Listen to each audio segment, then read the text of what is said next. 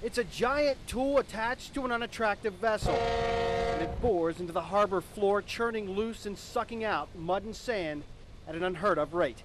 Everybody's aware of a Hoover canister vacuum. It's the same way this acts. With technology making it easier, the dredger vessel will rip 25,000 cubic yards of material off the harbor floor in a single day. To give you an idea, an average-sized dump truck holds about 18 cubic feet. Right now, Thomas Payne from Marinex Construction is part of the continuing effort to keep the harbor floor at its current 45 feet. Here's your main shipping channel, and this is what the core gives you. We set it all up in our computer, and you can see it right there on the screen. The Army Corps of Engineers has been working to keep the Charleston Harbor passable for 130 years.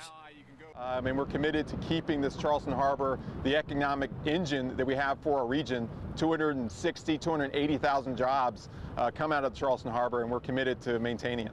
Maintaining it is one thing, deepening the channel is another.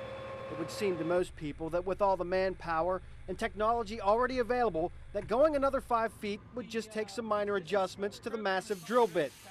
But it's not that easy. In the past, we've been so focused on the engineering aspects and what's good for the economy, and at times in our history, we have miscalculated on the environmental impacts. And the environment is one of the reasons for a feasibility study. Some information being gathered will determine if the extra 5 feet will disrupt the oxygen levels for aquatic life. Will it harm the salt content in the water? Will it affect currents, making it more difficult to steer the ships into the harbor? The study, set to be released in the summer of 2014, will cost $13 million. And when it comes to national interest, it is money well spent. We're not studying for local benefits. We're not studying for benefits to the state. We're making sure there's benefit to the nation before we invest taxpayer money in any eventual construction projects. Once the study is complete, in 2015, it'll be given to U.S. legislators. If they sign off on it to give Charleston the money, the work can begin, but it won't be cheap. The ballpark figure for 5 feet is about $350 million. Matt Bise, News 2.